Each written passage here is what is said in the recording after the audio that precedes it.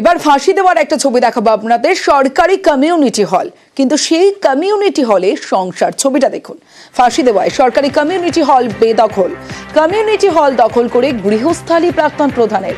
Community হলে বিছানা, ধানের বস্তা, গোয়াল ঘর আর হল দখল মুক্ত করতে স্মারকলিপি স্থানীয়দের। কমিউনিটি হল নিয়ে রিপোর্ট তলব বিডিওর। গ্রামে তো এমনি কিছু হয়নি, আর এই ভবনটা হয়েছে গোটা বস্তির জন্য।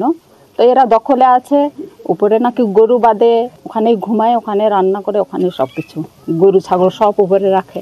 আমরা চাইছি গ্রামের জিনিস গ্রামের মানুষকে ওরা ছেড়ে দুঃখ, বিটা দুঃখ যেটা সরকার বানাইছে সবার জন্য। ভিডিও অভিযোগ করেছিলাম, 2বার ইনকোয়ারি আসছে ভিডিও, কিন্তু কোনো লাভ হলো না। सरकारी है, हम लोग भी मानते हैं। कोई आके हम लोग को नहीं बोले हैं कि हम लोग इसको यूज़ करेंगे, और अभी तक लाइन नहीं हुआ है। तो हम लोग का सुविधा के लिए हम लोग अपना पर्सनल लाइन थोड़ा ले लिए हैं इसमें, और जो हम लोग का दाना उना है ना, खाना पीना, धान सब, उसको थोड़ा रखते हैं। और कभी कोई गांव से आके भी हम लोग को नहीं बोले हैं कुछ। অভিযোগের ভিত্তিতে আমরা ওখানকার যিনি প্রধান আছেন চটার গ্রাম পঞ্চায়েতের, ওনাকে আমরা একটা তদন্ত প্রতিবেদন দেওয়ার জন্য আমরা অনুরোধ করেছি। তদন্ত প্রতিবেদন এলে আমরা সরকারি নিয়ম অনুযায়ী যা ব্যবস্থা করা সেটা নেব। প্রয়োজন হলে যদি পুলিশের সাহায্য নিতে হয় সেটাও আমরা গ্রহণ করব। নৈহাটির দিকে নজর রাখবো। নৈহাটির বারে শুট আউট। কল্যাণী এক্সপ্রেসওয়ের ধারে এই যে বার, সেই বারে শুট আউট, এবং বারের মালিকই শুট আউট করেছেন বারেরই এক কর্মচারীকে। কিন্তু কেন এই ঘটনা ঘটালেন বার মালিক, জানার চেষ্টা করবো। আমার সঙ্গে অরুণ রয়েছে। অরুণ, একাধিকবার এই বার বারবার খবরের শিরোনামে এসেছে, এবার বার মালিকই গুলি করলেন বারের কর্মচারীকে, কিন্তু কারণ কি এখনো পর্যন্ত কি কিছু জানা গেছে পুলিশের সূত্রে? দেখো, বারের মালিক তন্ময় ঘোষ তিনি নিজেই মদ্যপ। তিনি মদ্যপ অবস্থায় তারই কর্মীকে কিন্তু গুলি চালায়। ঘটনায় জখম তার কর্মী, হসপিটালে ভর্তি শৈবাল ঘোষ। গতকাল রাতে তাদের মধ্যে একটা বচসা হয়, এবং এই বচসাটা এমন জায়গায় পৌঁছায় যার ফলে তন্ময় ঘোষ সপাটে তাকে শৈবাল ঘোষকে লক্ষ্য করে গুলি করে, এবং তার সে আহত হয়। এই ঘটনায় কিন্তু এলাকায় তাকে চাঞ্চল্যের সৃষ্টি হয়েছে। এই ঘটনা কিন্তু আজকের নয়, এর আগেও কিন্তু 2বার এই ঘটনা ঘটেছিল। কারণ তিনি বিভিন্ন কারোর সঙ্গে, একবার এর আগেও কিন্তু এক কাস্টমারের সঙ্গে গন্ডগোলে জড়িয়েছিলেন এই বার মালিক। ফলে এই নিয়ে কিন্তু 2 থেকে 3বার তার এই বারে ঘটনা ঘটলো। শিবদাসপুর থানার পুলিশ কিন্তু একে গ্রেপ্তার করেছে, ব্যারাকপুর আদালতে পাঠিয়েছে। এই যে শনিবার রয়েছে কল্যাণী হাইরোডের ধারে, এই কর্মী কিন্তু তার সঙ্গে অনেকক্ষণ ধরে বচসা, এবং যারা প্রত্যক্ষদর্শী তাদের ভয়ে কিন্তু আজকে বার বন্ধ রয়েছে। এবং এই শনিবার তন্ময় ঘোষ তিনি কিন্তু এর আগে যখন 2বার ঘটনা ঘটেছিল তখনও কিন্তু এর নাম সাথে জড়িয়েছিল। বিভিন্ন এলাকায় তার এলাকায় বদনাম আছে, কারোর সঙ্গে কিছু হলেই কিন্তু মারধরের ভূমিকায় অংশগ্রহণ করেন এই তন্ময় লোক আর স্থানীয় ছেলে হিসাবে। আমরা বিধায়কের সঙ্গে কথা বলেছিলাম, বিধায়ক কিন্তু একই কথা বলছেন যে তিনি সবসময় মদ্যপ অবস্থায় থাকেন এবং এই ধরনের ঘটনাটি ঘটিয়ে থাকেন সমস্যাই। বেশ অরুণ।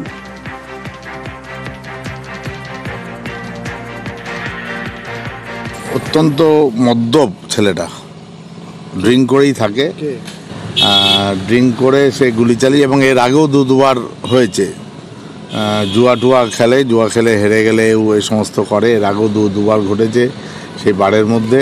পুলিশের কাজ, পুলিশ ইনভেস্টিগেশন করে তার প্রকৃত যে দোষী তার শাস্তি দিক। এবং এইভাবে কেন আর্মস থাকবে শুনছি এখন লাইসেন্স প্রাপ্ত আর্মস, তো লাইসেন্স প্রাপ্ত আর্মস একজন মদ্যপ মানুষের কাছেই বা থাকবে কেন? আমি পুলিশের সাথে কথা বলছি এটা নিয়ে। এবার একটা ছবি দেখাবো আপনাদের নিউজ 18 প্রাইমে। দেখুন ছবিটা, দেখুন আবর্জনায় ভরপুর, কিন্তু এটা কোনো রাস্তার ধার কোনো মাঠ নয়, স্কুলের ছবি। স্কুলে এইভাবে আবর্জনা স্তূপ, কারণ স্কুলে হাটের আয়োজন করা হয়েছে, আর তাতেই সমস্যা। স্কুলের খেলার মাঠ দখল করে হাট, আর সেই হাটেই আবর্জনার স্তূপ। যারা পড়ুয়ারা প্রতিদিন এই আবর্জনা পেরিয়ে স্কুলে আসেন, সেই পড়ুয়াদের বক্তব্য প্রথমে শোনাবো আপনাদের। আমাদের এখানে টারাক দাঁড়ায় থাকে অনেকগুলো, আর মানুষরা ধান নিয়ে বিক্রি করে কেউ কেউ, আর নোংরা করে রাখে।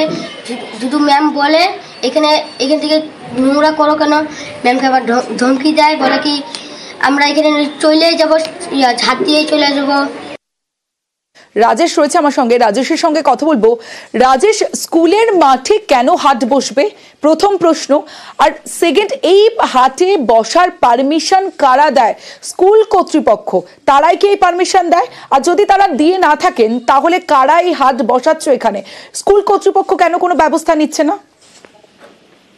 দেখো, মাথাভাঙা 2 ব্লকের ঘোকসাডাঙ্গা এলাকায় এই 19 দিশা নিম্ন বুনিয়াদী বিদ্যালয়ের মাঠে কিন্তু সপ্তাহে 2 দিন করে হাট বসে, যেটা স্কুল কর্তৃপক্ষের দাবি যে তারা সেখানে কোনো অনুমতি তারা দেয়নি, তাদের কাছে কোনো অনুমতি নেওয়া হয়নি, জোরপূর্বকই সেখানে হাট বসে এবং সেখানে নোংরা আবর্জনা জমে থাকে এবং সেই আবর্জনা সঠিকভাবে পরিষ্কার করা হয় না। এমনকি তারা এই বিষয়ে প্রতিবাদও জানিয়েছেন, বিষয়টি প্রশাসনের ঊর্ধ্বতন কর্তৃপক্ষকে এমনকি জেলা প্রশাসনকেও জানিয়েছেন, কিন্তু তারপরেও প্রশাসনের পক্ষ থেকে কোনো ব্যবস্থা গ্রহণ করা হচ্ছে না। দিনের পর দিন এভাবে আবর্জনা জমে থাকছে। এমনকি স্কুল কর্তৃপক্ষ কিন্তু মাঝে মধ্যে নিজেদের চেষ্টায় লোক রেখে টাকা দিয়ে সেটা পরিষ্কার করান, তবে স্কুল কর্তৃপক্ষের এই দাবি কিন্তু পুরোপুরি স্বীকার করেনি স্থানীয় প্রশাসন এবং ব্যবসায়ী সমিতির যেটা দাবি যে তারা কিন্তু সেই নোংরা আবর্জনা মাঝে মধ্যেই পরিষ্কার করান। তবে হাট কাদের পক্ষ থেকে বসছে সেটা ব্যবসায়ী সমিতির পক্ষ থেকে বসছে বলে আমরা জানতে পারছি, তবে পেছনে কার মদত রয়েছে এবং কেন এটা করা যাচ্ছে না সেই বিষয়ে কিন্তু প্রশাসনের পক্ষ থেকে কোনো সদুত্তর মেলেনি। বেশ, আজকে দীর্ঘদিন থেকে এই সমস্যায় আমরা জর্জরিত। আজকে তো তবু আপনি দেখতে পাচ্ছেন যে মাঠটা পরিষ্কার। আমরা প্রত্যেক মাসে মাসে একজন লেবার দিয়ে আমরা 500 টাকা খরচ করে প্রত্যেক মাসে আমরা পরিষ্কার করাই। ওরা ব্যবসা বাণিজ্য করে যায়, ওরা একদিন আমাদের এই মাঠটুকুকে ঝাড়ও দেয় না, পরিষ্কারও করায় না। কারা ব্যবসা করে? এরা ব্যবসায়ী সমিতি। আমরা কিছু বললে উল্টো আরো আমাদের উপরে ব্লেম দেখায়। আজকে প্রায় অনেক দিন থেকে এই সমস্যা, আমরা ডিএম পর্যন্ত জানিয়েছি। মাঠটা আমাদের তো নয় স্কুলের, আমরা মাঠটা অনেকবার চেয়েছিলাম যে আমাদেরকে ব্যবসায়ী সমিতি আন্ডারে দিয়ে দেওয়া হবে। তো যেহেতু স্কুলের মাঠ আমাদের দায়িত্বে রয়েছে, আমাদের হাটের দায়িত্বে রয়েছে আরএমসি, তো আমরা আরএমসিকে অনেকবার বলছি, আরএমসি বলে যে আমাদেরকে পূর্ণাঙ্গ দায়িত্ব দিলে আমরা পূর্ণাঙ্গ এটাকে পরিষ্কার করব। আর আমাদের সমিতির মধ্য থেকে আমরা এই কিছুদিন আগে আবার পরিষ্কার করেছি, পুজোর জন্য ওইখানে প্যান্ডেল হয়েছিল, আমরা চেষ্টা করছি খুব তাড়াতাড়ি সেটাও আমরা আমাদের সমিতির পক্ষ থেকে পরিষ্কার করে দিই। এই বিষয়ে হচ্ছে আমাদের ইদানিং হচ্ছে আমাদের গ্রাম পঞ্চায়েতের থেকে একটা সলিড ওয়েস্ট মেনটেন করা হয়েছে, সেটা হচ্ছে অলরেডি চালু হয়ে গেছে। সেইভাবে হয়তো এখনও কাজটা হচ্ছে না, কিন্তু আমি ব্যবসায়ী সমিতির সঙ্গে এর আগেও একবার বসেছি, মিটিং হয়েছে, যে ওনারাও আমাদের যতটা পারবে বলেছে সহায়তা করবে, ওনারাও করছেন, কিন্তু আরেকটু মানে বেশি করলে আর কি ভালো হয়, সেই দিকেই মানে আবার লক্ষ্য রাখবো আমরা গ্রাম পঞ্চায়েত থেকে যতটা পারি। এবার যে খবরের দিকে নজর রাখবো, রেশন দুর্নীতিতে গ্রেফতার আরো তিন চালকল মালিককে গ্রেফতার এনফোর্সমেন্ট ডিরেক্টরেটের। মিলের মাধ্যমে রেশন সামগ্রী বিক্রির অভিযোগ, বছরের পর বছর রেশনের সামগ্রী বিক্রি, আর সেই ঘটনায় এবার আরো 3 জনকে গ্রেফতার করা হলো। রেশন দুর্নীতিতে গ্রেফতার 3। অনুপ রয়েছে আমার সঙ্গে, আরো বিস্তারিত বলবে। অনুপ, ইডি সূত্রে কি জানতে পারছো? দুর্নীতি মামলা, সেই মামলা ইডির হাতে গ্রেপ্তার 3 চালকল মালিক। ইতিমধ্যেই তাদেরকে গতকালই নোটিশ করে জিজ্ঞাসাবাদে ডাকা হয়েছিল। গতকাল যখন তারা সিজিও ইডি দপ্তরে আছে সেই সময় দীর্ঘ রাত দুপুর জিজ্ঞাসাবাদ, তার পরবর্তী ক্ষেত্রে গ্রেপ্তার করা হয়। ইডি সূত্রে খবর, তাদের মিলের মাধ্যমে কিন্তু বছরের পর বছর ধরে রেশনের সামগ্রিক জিনিস কিন্তু বিক্রি করা হয়েছিল এবং সম্প্রতি 3 চালকল মালিক তাদের মিলে বহুভাবে তল্লাশি করা হয়েছিল, একাধিক নথি উদ্ধার হয়েছিল, বারবার তারা ডাকা হচ্ছিল।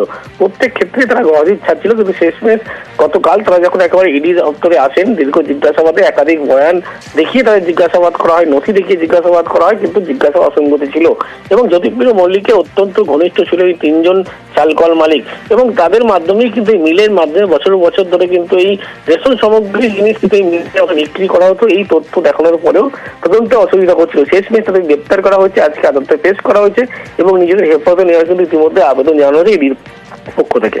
বেশ।